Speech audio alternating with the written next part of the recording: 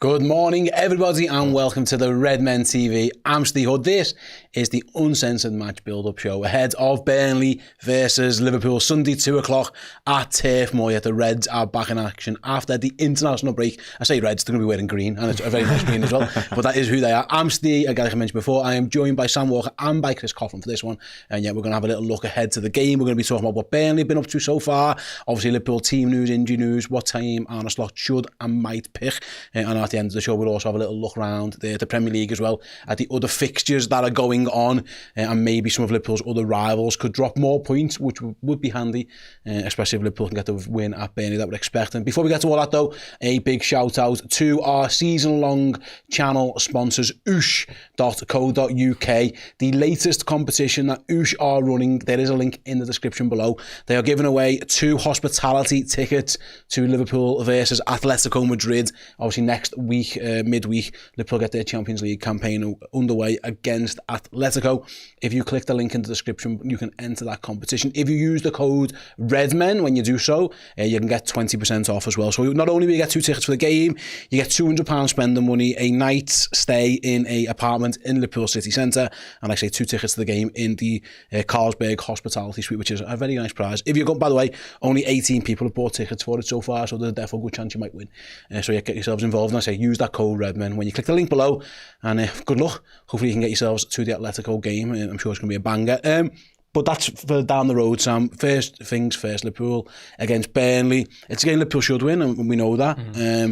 But you never know, post-international break and all that. We were saying, speaking about Burnley, what they've done so far, they've won their home game, which they have to do. They beat Sunderland at home. They got well beaten at Spurs on the opening day, and they were a little bit unfortunate, I suppose, the other week to get beat by Man United. It was a very late goal from a bit of a silly mistake really by the defender to give away a penalty. So what we know really is when they play against the better teams, they have conceded goals, and I suppose if you're a Liverpool supporter, that's something to take a little bit of heart from. Yeah, definitely. I mean, I think as well, to be fair to Man United, which we don't like being very often, they probably should have scored a lot more goals than the 3 they did, albeit the last one was a strange decision by the defender to do what he did. But yeah, they seem like they haven't quite found yet what they are against the top and the established Premier League teams. Then versus Sunderland was just a rerun of last year, wasn't it? So I think naturally those kind of instincts might kick in. You don't have that imposter syndrome when you're playing against another team that's come up. Against Spurs, obviously, they seemed overwhelmed by Spurs. And against Man United, they sort of did the hard job of surviving, getting it back to 2-2, and then just gave it away. So I think we're still learning about what Burnley are going to be this season, whether they are going to be this defensive unit in the long term that they were last year, or at least sort of on par with their level, or whether they're going to be a team that likes to expand a little bit and play a bit of football. Be an interesting game, I think. So, yeah. And I quite like that it's 2 o'clock. It's not quite in the limelight of the 4:30 kickoff. It's also not on a Saturday when everyone else is playing. It's a bit like Sunday 2 o'clock's always hidden away, out with the kids in the park type game.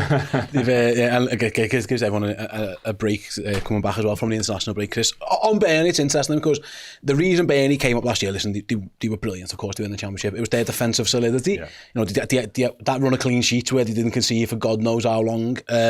Again, different kettle of fish in the Premier League, of course. But also they did lose James Trafford, who was a massive part of that. Now, Dubravka's actually been quite good for them. He's been a good signing, and I know he had a really good international break. I think he was man of the match in both games he played. But I always fear for teams who come up based on their defensive solidity, because that's hard to replicate in the Premier League. You need to be able to score goals. And they, to be fair to them, in their last 2 Premier League games, they've scored 2 goals in both of them. So they have shown a little bit more of an attacking threat, because, yeah, you're not going to come to the Premier League and rely on winning 1-0. That just isn't really going to happen.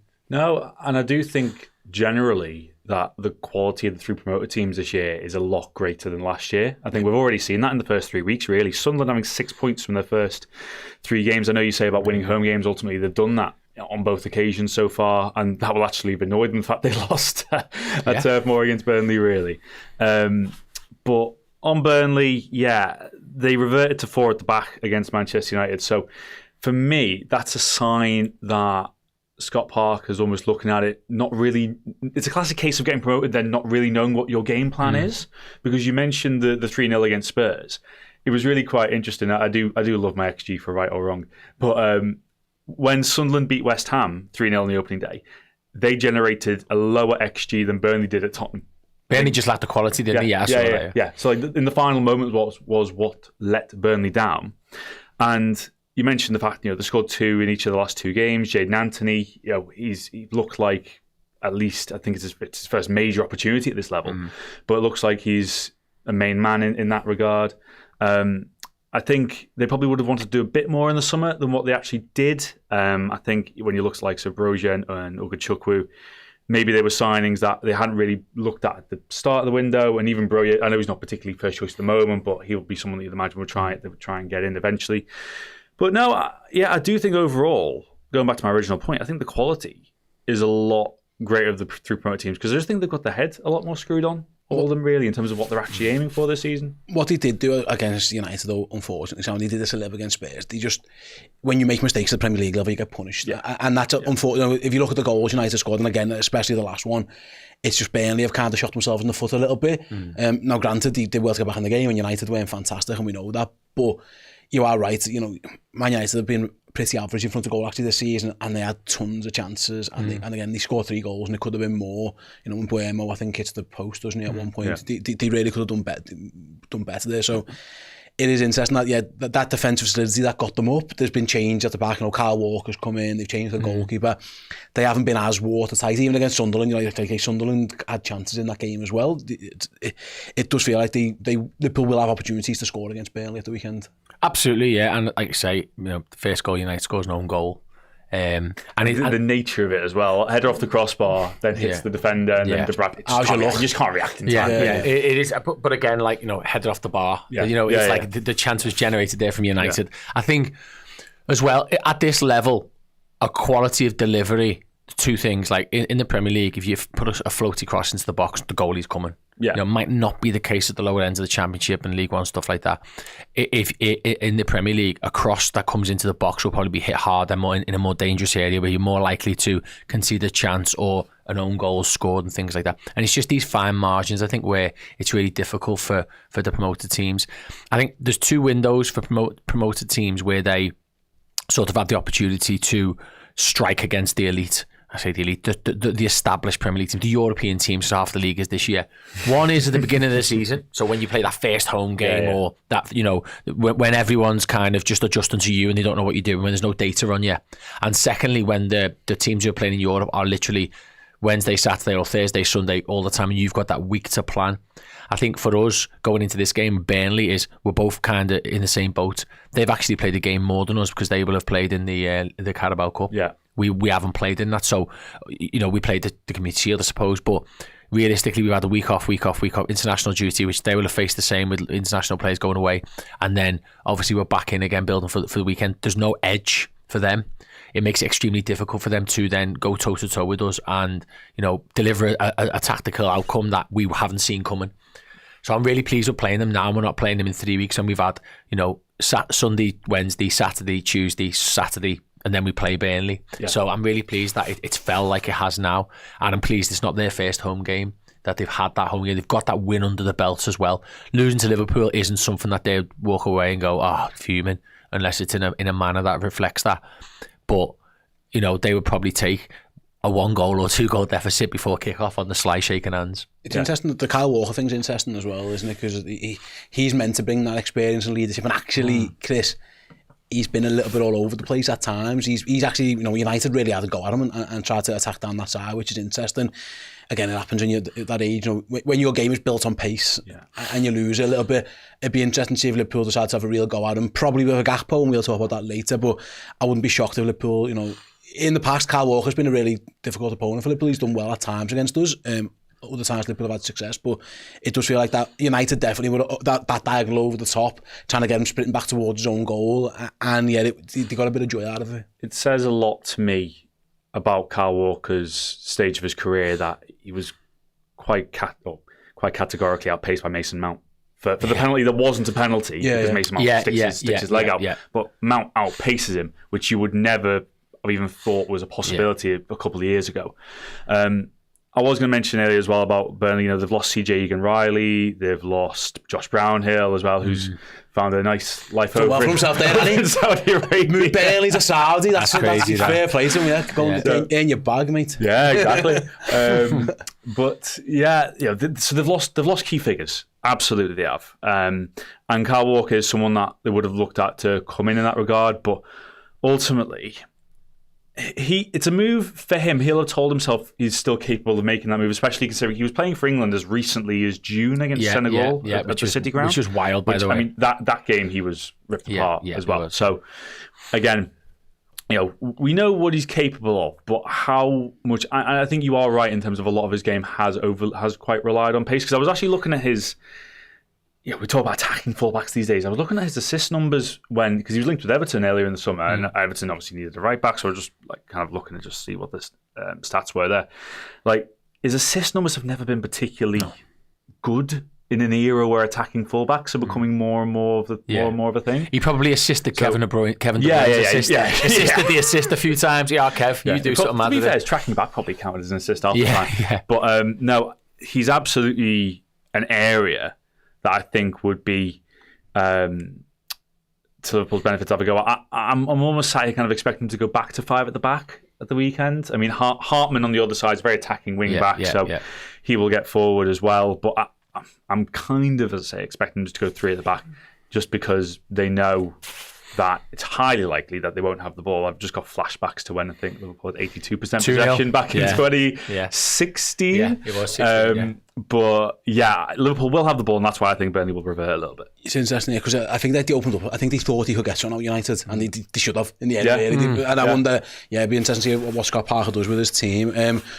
It'll also be interesting to see what Arne Slot does with his team. We'll talk about that after the break here. Stick around. After this quick message, we'll be back having a little look at the Liverpool team, who we think should start, who we think Arne Slot will select as well. Yeah, stick around. See you in a minute. Hey everyone, it is a new month, which means only one thing. It's time for a new Legend giveaway here at the Redmen TV. If you are already an existing Legend subscriber, you're already in the hat. But if not, what are you waiting for? Get yourself subscribed now as a Legend, and you will be in with a chance of winning this stunning piece of memorabilia. That's right, an iconic vintage Liverpool shirt signed by former Reds captain, legendary Phil Thompson. Not only was he playing career boss, he went on to have a pretty significant coaching career at the football club as well. So proper Liverpool legend status right there. You will get loads of amazing perks as a Legend subscriber, as well as a chance of winning that beautiful piece of kit alongside me. Get yourself there now. Get it done. redmenplus.com. Legend subscriber. See you soon. Welcome back. Get yourselves involved in that competition. That is a wonderful prize that Dan has just explained to you all. Right then, let's chat about the Reds. Injury news mentioned at the top of the show, guys. As it stands, Curtis Jones is the only one we know is ruled out. The man said he gets most of his players back today from international duty, so the rest of them will wait and see, but he doesn't believe there's any issues, which is good news. Let's start with that one then, Dan, because Sam, because there's people like Dan. There's the Szoboszlai question becomes a question now, because Liverpool are down another midfielder with Curtis being out. Szoboszlai's been probably the best player in the last 2 games, playing at right back. But Frimpong's trained, albeit with the under-21s, and he's back available. Conor Bradley's fit. He's played... He featured in both games, didn't he? For 76 and 90, so plenty. He's got plenty. Perfect for us. Liverpool, exactly what Liverpool wanted. Conor Bradley's played. It'll be interesting what the manager does. My feeling is, Sam, he just goes back to Conor Bradley, because he's got 2 right backs. Szoboszlai's done a good job for us, but mate, I don't want you to become on the right back. My guess is he goes to Conor Bradley. Would you agree? 100%. I think Frimpong was out for 3 weeks, missed 2 games. Obviously the international break, but it's not. After a pre-season, it's not a huge amount of time. It's about being careful, isn't it? For me, you sign a right back and you re-sign a right back to play them right back. They're both quality players. It's not like we're in the days we've got Albi Moreno marauding and leaving huge holes. We have to put Milner there. This is 2 quality footballers who've, like you just said, Connor's just got 165 minutes plus injury time in his bank. I'm talking 200 minutes nearly of football, because he didn't get on against Arsenal, which I was surprised at, but given the circumstances, understood.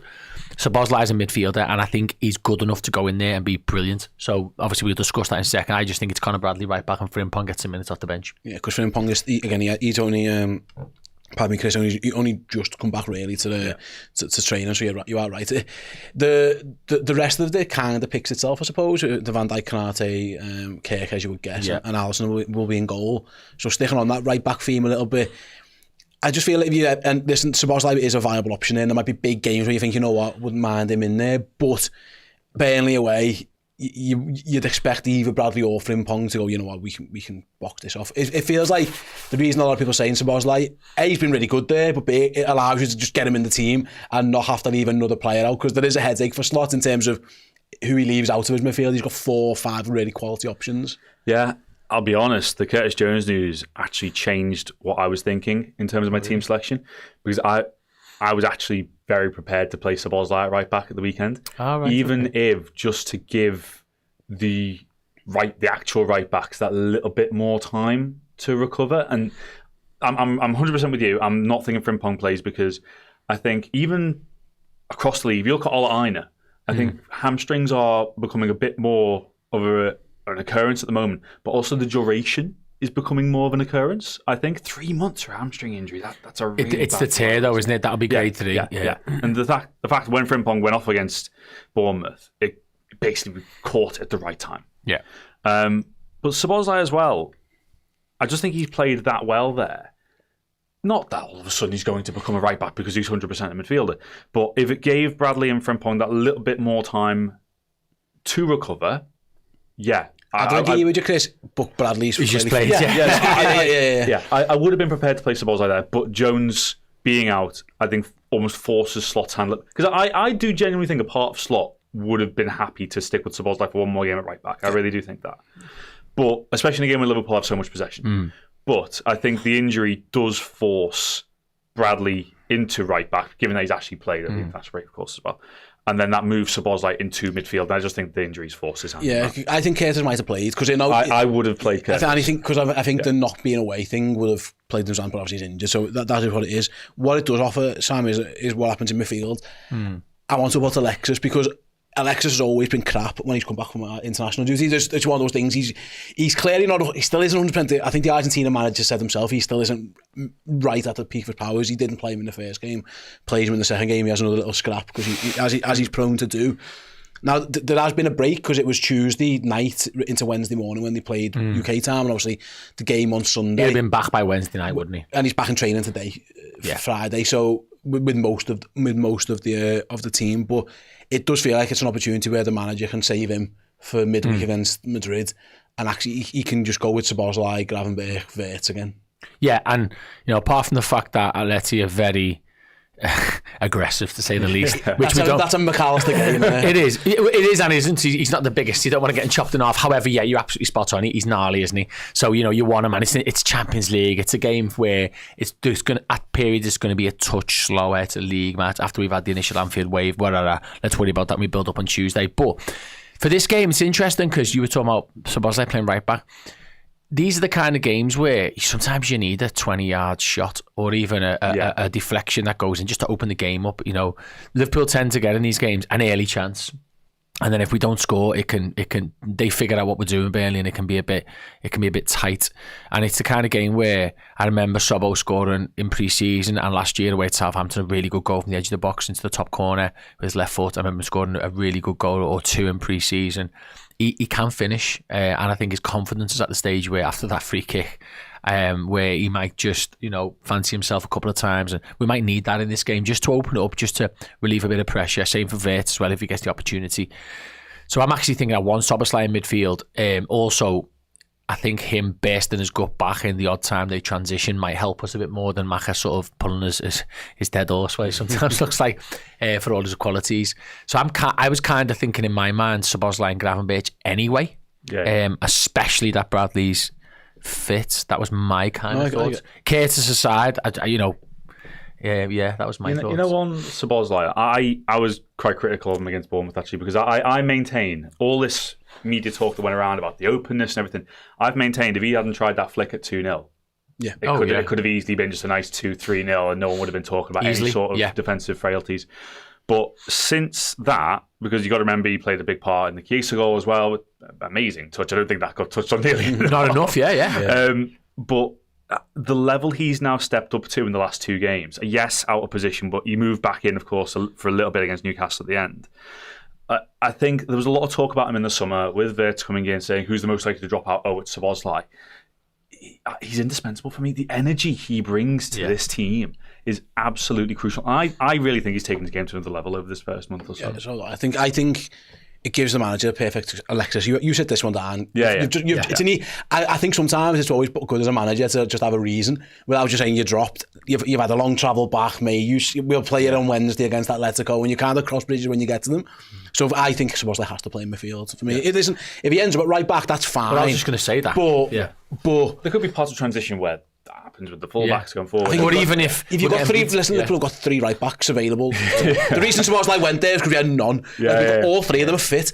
You don't have to do that no more. And it is a good way to get him in the team sometimes. But you're right. I think he'll want to be in midfield, and I think that's probably where we're looking. But there's also a world where we need the goals 0-0, 1-1, get losing, where you end up with Szoboszlai and Gravenberch at the back, McAllister and someone else in midfield, Wirtz, and then 4 strikers because we're chasing a goal. So he's got that versatility as well. On the midfield as well. Is this a game that you guys are expecting Wirtz to have more space in? 100%. That makes sense. Or again, he'll move around. He won't stand in the 10. He'll move around and pick the ball up. I know there's been criticism of. I think the goal against Northern Ireland will have done him the world of good. I just think, look, again, I saw things saying new lad, 22 years old, just adjusting to the country, adjusting to the league.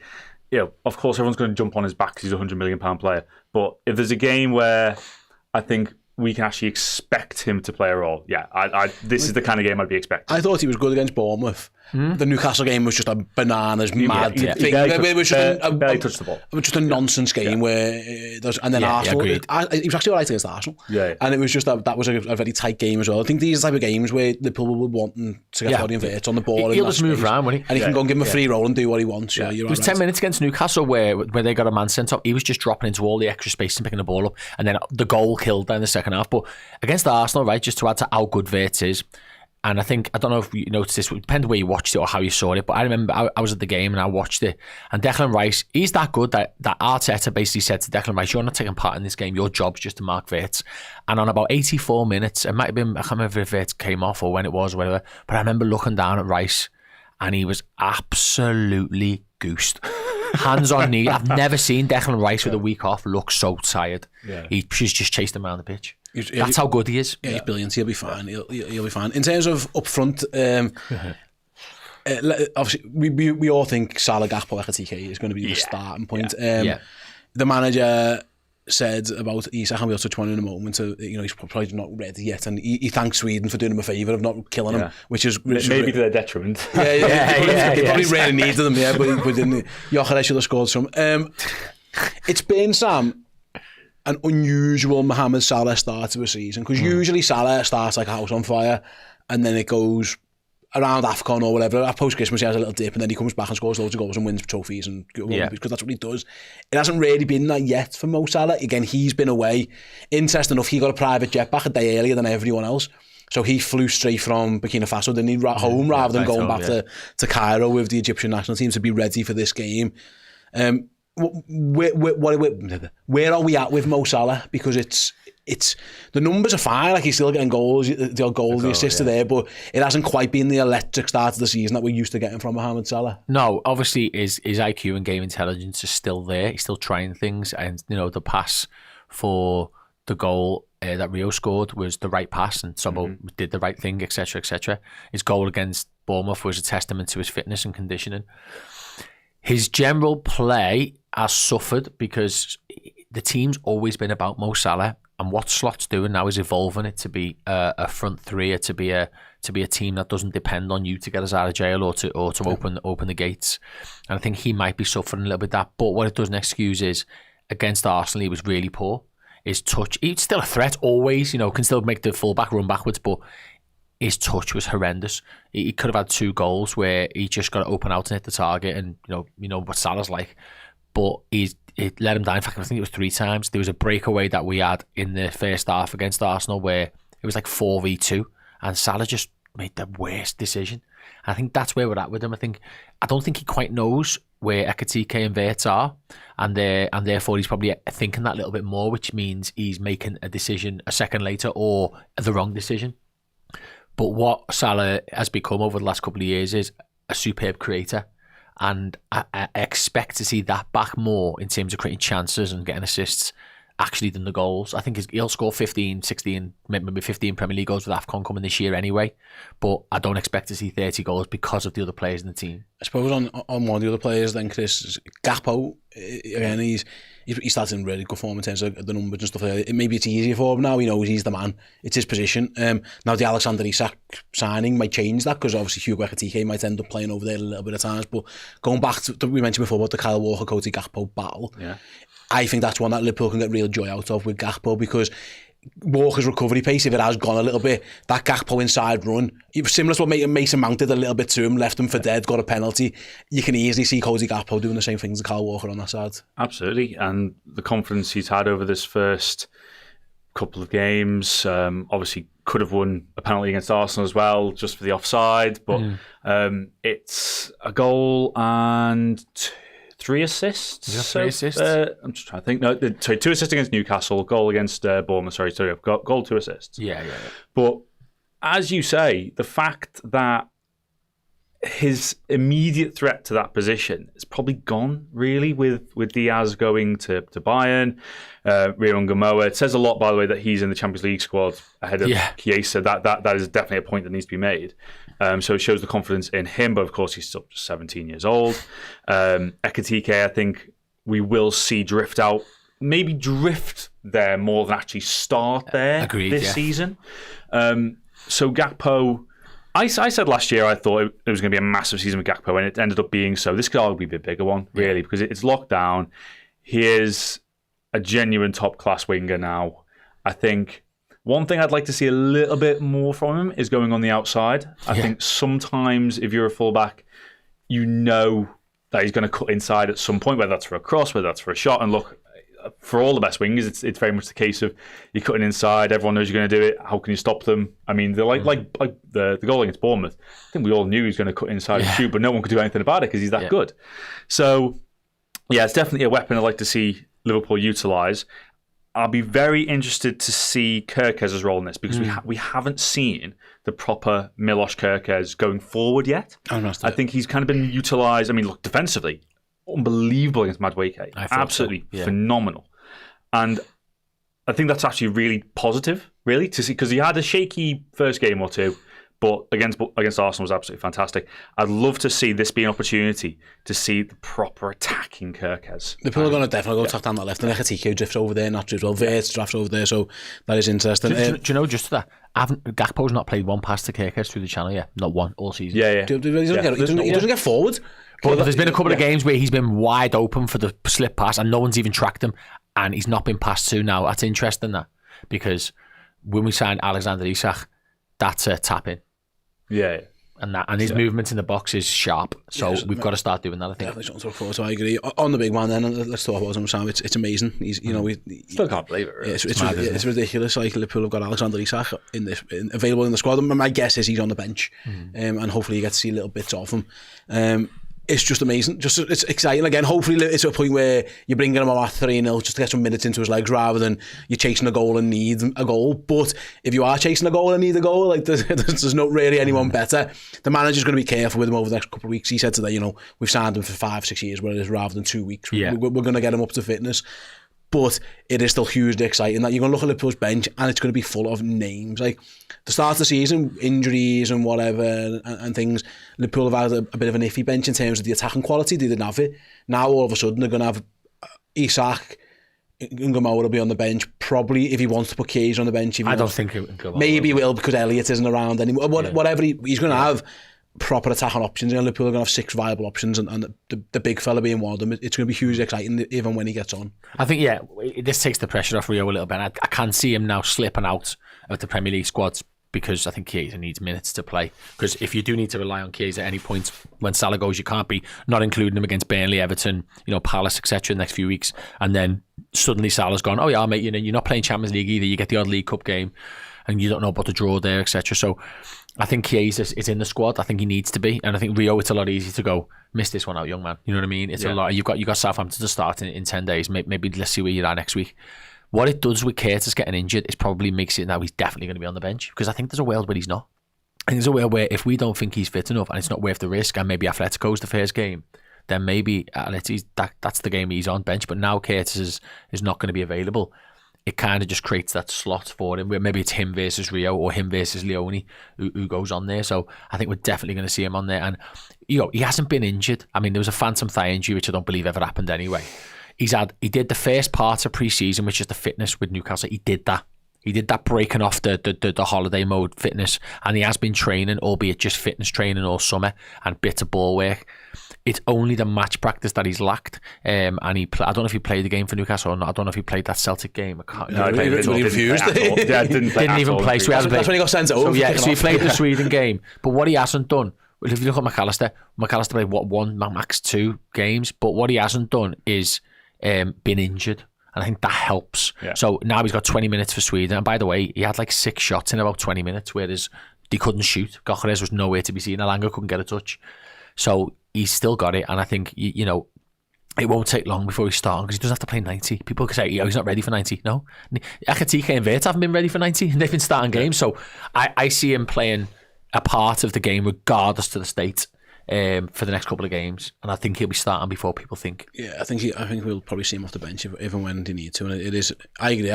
I've never give a toss about international football, but I got it alert. I was scrolling Twitter, and okay, Alex Isak's coming. I was like, I'll watch that. Found it on the telly. It was on Mad Channel. Found it. And I was like, and you're all right. He just finds space and shots all the time. He probably could have scored. Yeah, got into a fight as you do. And, but the good thing for Liverpool, I think, this international break, Chris, we sometimes bemoan international breaks.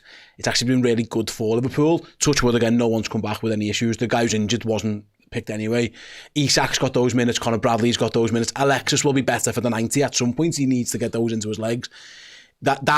That cameo for Sweden makes it a lot easier for Arne Slot to go, you know what, I've seen him do 20 and he's fine, he's all right. We can do the same thing here against Burnley if we need him to. Yeah, I know I keep going back to the possession, but it probably is easier to get him on as a substitute in a game where there is a lot of possession. I know I'm saying all this, touch wood, there's no red card or something on all the Sunday flips. Things can always happen. But yeah, I think it has been a quite positive international break. And, I know the training video the other day was with the under-21s, but yeah, I'd prefer him to be playing the way he was even in that training session than looking absolutely terrible. So he was apparently brilliant. I don't know, he just went out to Liverpool like he was. Yeah. And you can see the smile on his face. I saw the training video, just like how giddy it actually is to be at Liverpool.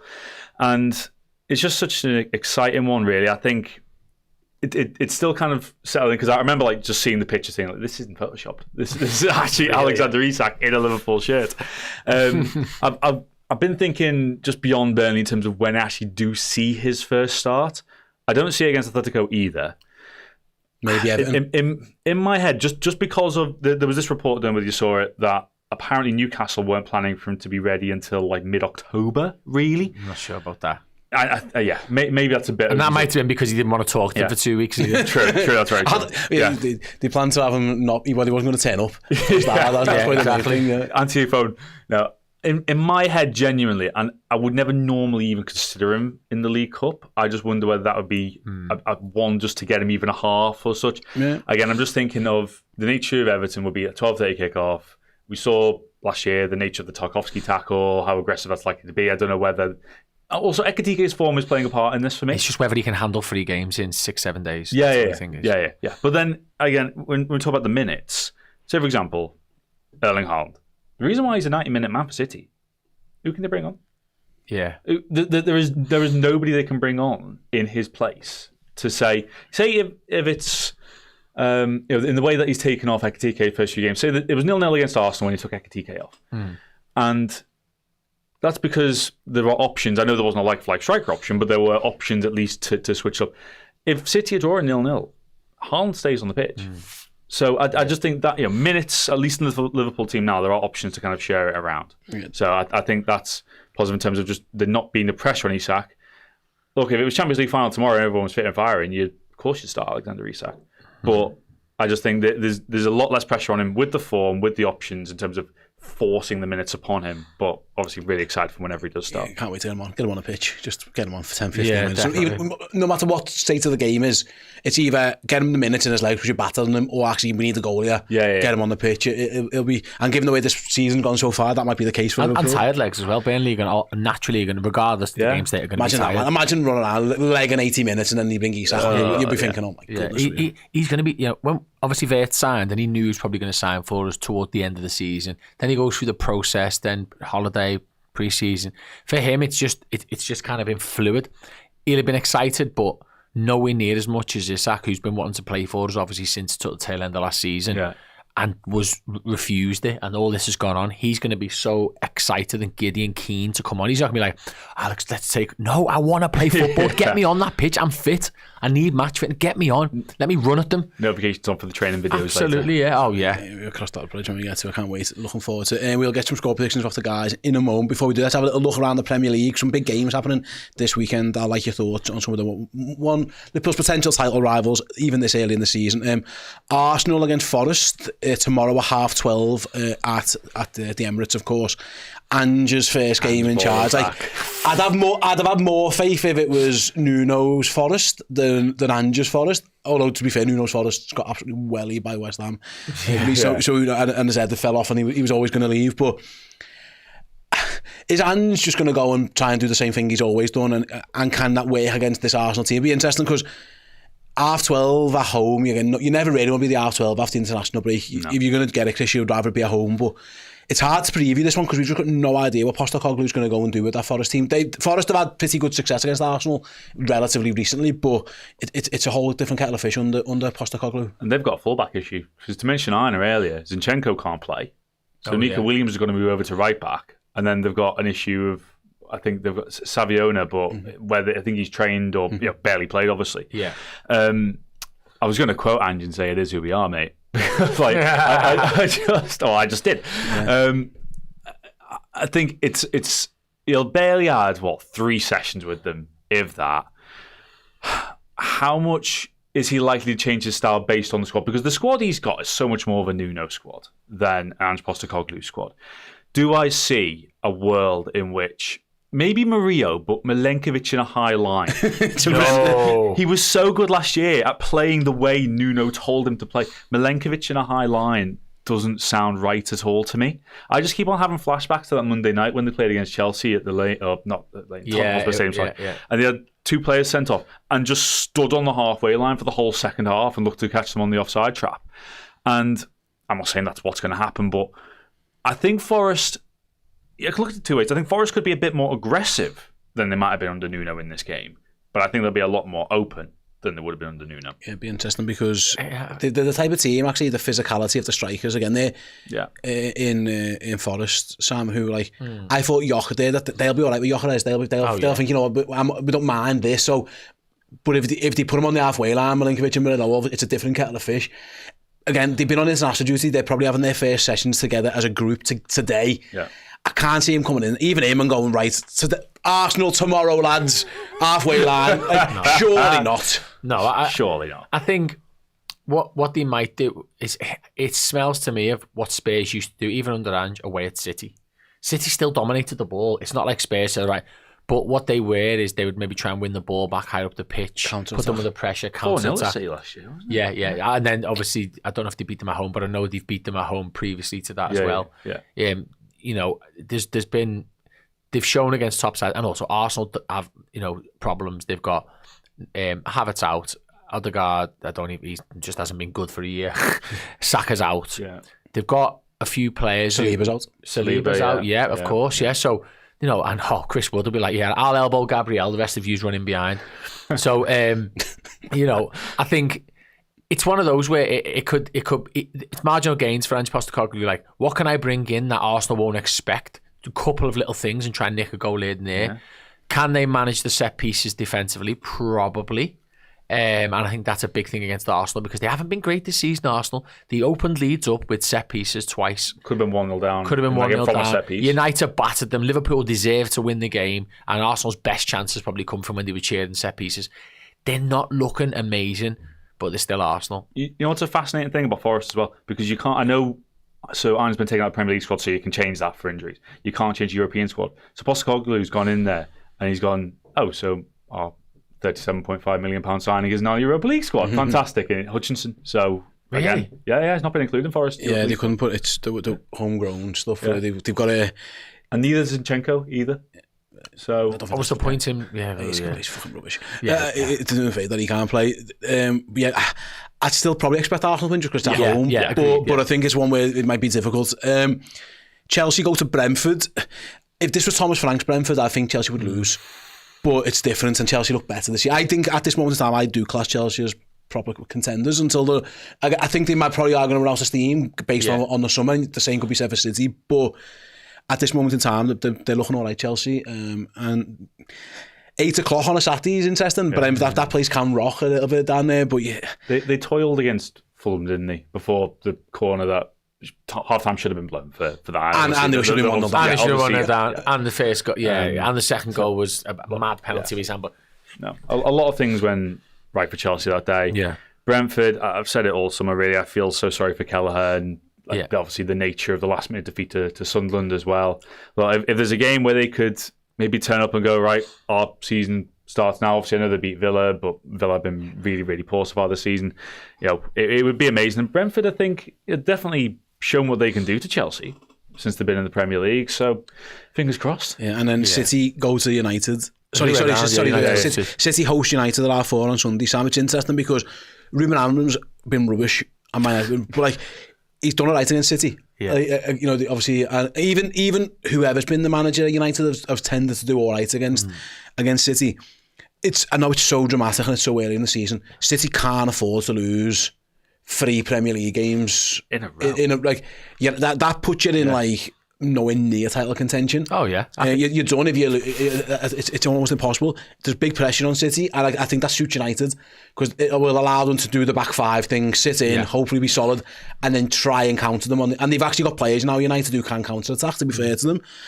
Again, you'd expect City to beat Manchester United because aforementioned United are crap, but this is a game that City have, Tottenham is a game that they've struggled in, Brighton's a game sometimes, and then United, Pep's side have found it difficult to win the derby games. They've lost leaders, City, and they're a bit of a mismatch now. We've said it plenty of times on here, in other shows, stuff across all platforms, where Man City's recruitment's been poor. They haven't bought a single player better than the player that's left since Haaland, and even Haaland and Aguero are compatible in terms of output versus actual improvement to the team. And you look at City now, no one's scared of them anymore. Maybe scared of Haaland, fair enough, but nobody's scared of them. They beat Wolves, and I think everyone expected to because they're like Brentford, they've been stripped. The only thing for United for me is that Cunha's 50-50, might be on the bench. He would have been a huge asset in this game. But it's Bruno Fernandes chipped the ball over to the quick players, please. It's Sesko going elbow a couple of centre halves, and I don't even know who's fit. I know Stones is now not fit. Yeah. Kusanov's not fit. Kanji's gone to Inter. Ake's not fit.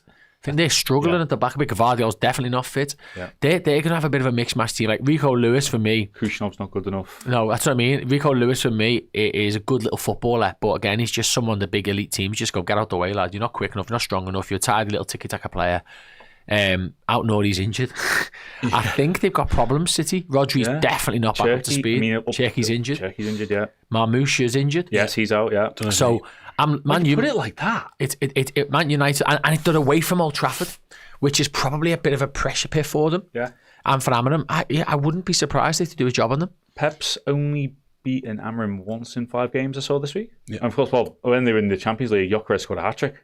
That's right, yeah. So, and if he can score a hat-trick with flogging his horse, then yeah. I want to say on running with jeans on. Did you see that? Oh, it's so funny that.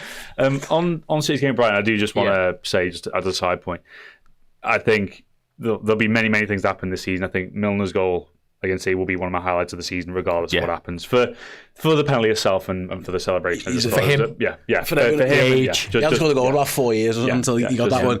I just think City's defence, you can get at them. And actually United now, I think Sesko's crap, I'll be honest. But I still can't believe he was 10th on penalties against Burnley. I just can't believe that. I think Mbuemo's really good.